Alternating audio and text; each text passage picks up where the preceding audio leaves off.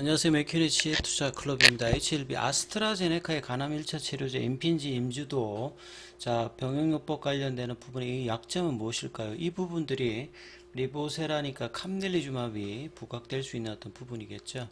11월 달에 정건사 지점 이제 영업점을 돌면서 IR을 했던 진양곤 회장이 이 부분에서 이제 언급을 했을 때 로슈의 제품의 어떤 약점들을 타고 지금 아스트라제네카 제품이 작년도 이제 4분기에 승인을 받고 1분기부터 실제 이제 미국 시장에서 성과를 내면서 지금 15%. 근데 이제 오늘 나왔던 IQVIA 자료를 보면 10월 기준으로 보면 이게 25%까지 다시 또 올라갔던 부분이잖아요. 그러니까 그냥 올라간 게 아니라 이유가 있다. 그래서 아바스틴과 티센트릭의 어떤 약점, 특히나 이 9월 달에 세계 이제 간암 학회에서 나왔듯이 이 중단율 관련되는 12개월 이내에 약효 관련되는 부분들도 좀 떨어지는 부분들에다가 이 부작용 관련되는 부분이 원인이 좀 된다라고 봐야 되겠죠. 뭐 출혈 관련되는 부분에 대한 어떤 우려들, 그리고 간 기능이 좋은 뭐 차일드 프라든지 RB 등급 같은 경우 1등급 정도 형태로 됐는데 2등급 정도 어떤 환자들에게는 상대적으로 예후가 뭐 좋지 못한 어떤 부분들이 있죠. 그러니까 이런 부분들에 이제 그 가장 보편적인 어떤 니드를 만족할 수 있는 게 리보세라니까 캄넬리주맘인데 임핀지 이제 임주도 같은 경우에도 투여 중단율 같은 경우에는 아바스틴과 티센트릭 제품 대비해서는 한 절반 정도고 리보세라니까 이제 캄넬리주맙 관련되는 부분보다도 보다는 이제 한 2배 정도 투여 중단율이 높은 어떤 입장이죠. 그래서 출시 전일 때 아스트라카제네카 제품 같은 경우에는 같은 이제 면역관문 억제제와 병용을 쓰고 있기 때문에 후발주자입니다만 이런 어떤 틈새를 잘 지금 간파하면서 점유율을 좀 올라가고 있다 이렇게 봐야겠죠. 그래서 진양군 회장도 아바스틴 티센트릭이 이 간암에서 가장 이제 문제가 되고 있는 사망 원인 중에서도 가장 압도적인 이 위장관 출혈 관련되는 부분에서 사전에 내시경 검사도 해야 되고 여기에 이제 문제가 있는 환자에게는 좀 처방할 수가 없고 또 이게 방광기도 이제 길어서 이 부작용 관련되는 부분이 대처가 어렵기 때문에 3개월, 6개월, 뭐 9개월, 12개월 해서 이제 중단 흐름들이 나왔지 않습니까? 이런 어떤 흐름에서 아스트라제네카 제품은 히말리아 임상 3상을 할 때 코트군이 세 군데로 나눠졌거든요. 그러니까 임핀지하고 이제 임주도를 하고 이제 임핀지만 하고 그 다음에 이제 나머지 이제 소라페님 이렇게 1대1대1대1로 해서 임상을 진행했는데 각국마다 또 코호트마다 이 비바이러스성 어떤 요인하고 이제 C형 감염 관련되는 부분에 있는 환자들에게는 약효가 좀 입증을 되지 못했습니다. 특히 이제 각국마다 이 간세포암의 어떤 그 원인이 인종마다 좀 틀린데 아시아 쪽에서는 B형 간염 관련되는 부분들이 높거든요. 근데 이제 미국 쪽에서는 C형의 어떤 간염이라든지 B 바이러스 관련되는 부분들의 유병률이 높습니다.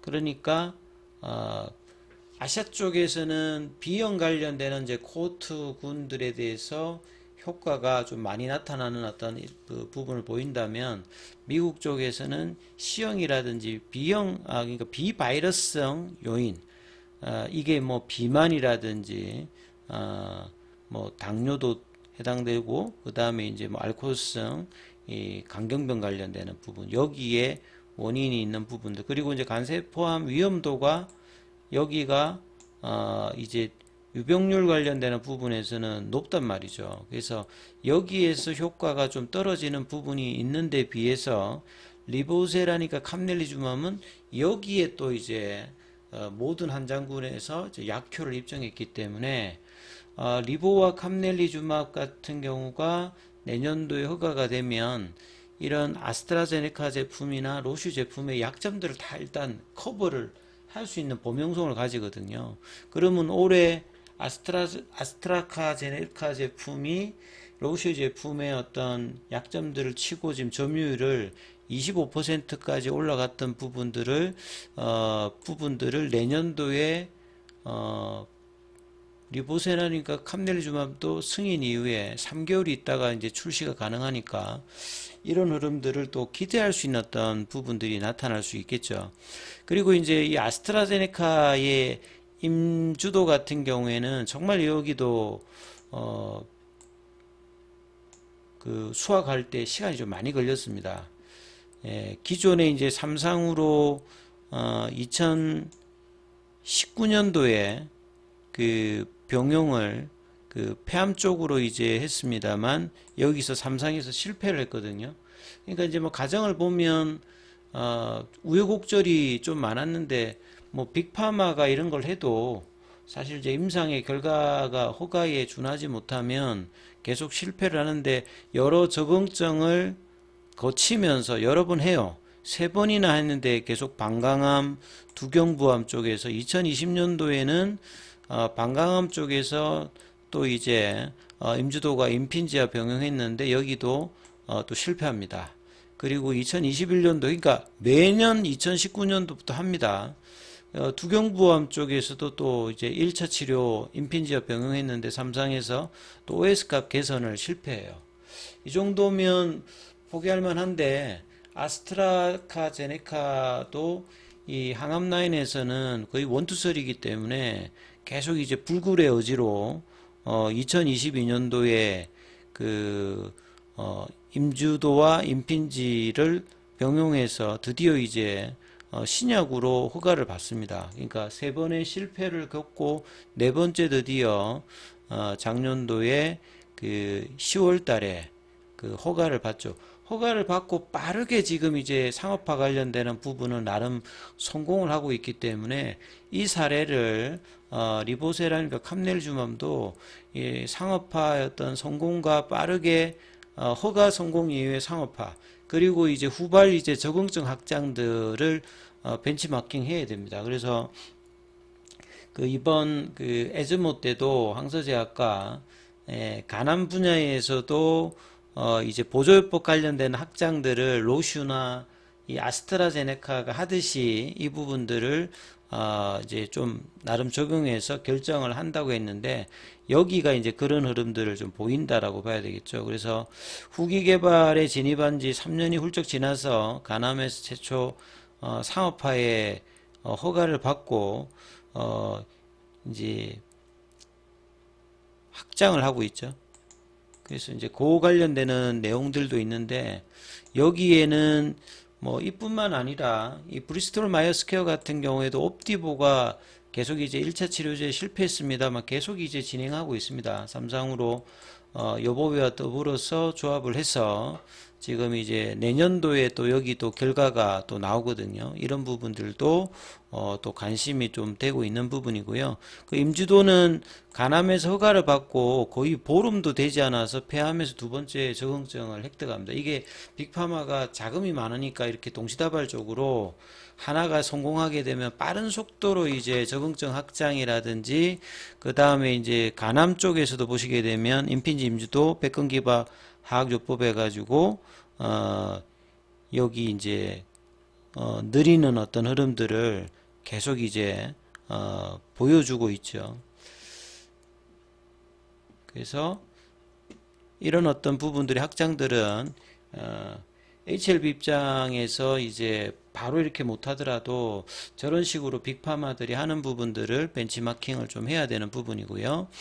그래서 이제 임유도 같은 그러니까 임주도 같은 경우에는 임주도와 이제 그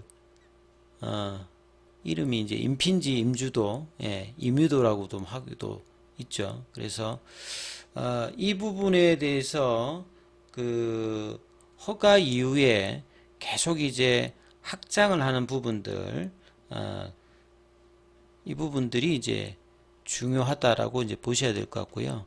그 다음에 이제 이 아스트라제네카의 어떤 이제 올해 3분기 이제 실적을 보셔도 임핀지 실적에 이제 그 임주도는 같이 일단 넣었습니다. 이게 뭐 임주도로 말하기도 하고 뭐 임유도로 되어 있기도 한데 임핀지 관련되는 부분이 속도가 작년도에 허가를 받고 여기가 이제 간암 쪽만 있는 게 아니라 뭐 담간암도 있고 뭐 비소세포암도 있고 여러 암종으로 되어 있기 때문에 이게 딱 이제 간암 쪽의 어떤 실적이라고 뭐 볼 수는 없겠습니다만 이 속도 부분들이 이제 액츄얼하고 이제 CR 같은 경우에는 이제 환율을 고정으로 이제 하느냐 아니면 뭐 실제 환율로 적용하느냐 여기에 따라서 조금 차이가 있잖아요. 그죠? 이 고정 환율로 하는 거는 이제 56%고 실제 이제 환율을 적용하면 이제 53% 굉장히 이제 3분기 누적으로 성장을 속도가 빠르게 일단 일어나고요. 분기도 보게 되면 거의 1조가 넘어갑니다. 임주도 포함해서. 그래서 이런 부분들이 미국 쪽에서 월드와이드로 보게 되면 거의 지금 이게 이제 31억 불이니까 거의 4조가 넘어가죠. 지금 3분기까지 보면. 근데 미국 쪽에서 거의 한 2조가 넘어가거든요. 절반 이상은 이제 미국 쪽이고 유럽 쪽 관련되는 부분은 한 3분의 1 정도 수준이지 않습니까? 그래서 월드와이드로 보게 되면 임주도도 이제 여기 포함되어 있어서 작년도 4분기에 이제 그 허가를 받고 난 다음에 빠르게 지금 진행을 하고 있죠. 그래서 이 폐암 쪽하고 당간암 쪽하고 이 간세포암 쪽 여기서 이제 성장을 좀 주도하는 모습들을 보여주고 있습니다.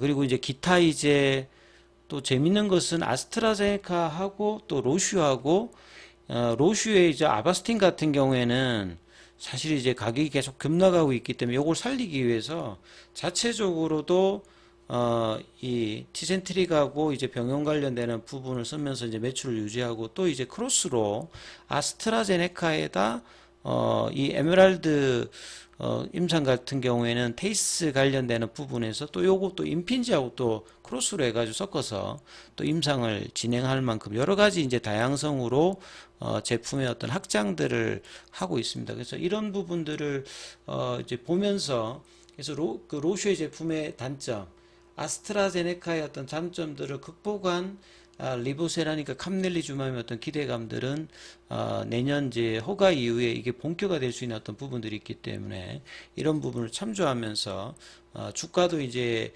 승인의 어떤 기대감이 높아지게 되면 이런 부분들을 더 이제 반영을 하지 않을까 싶습니다. 여기까지 하겠습니다.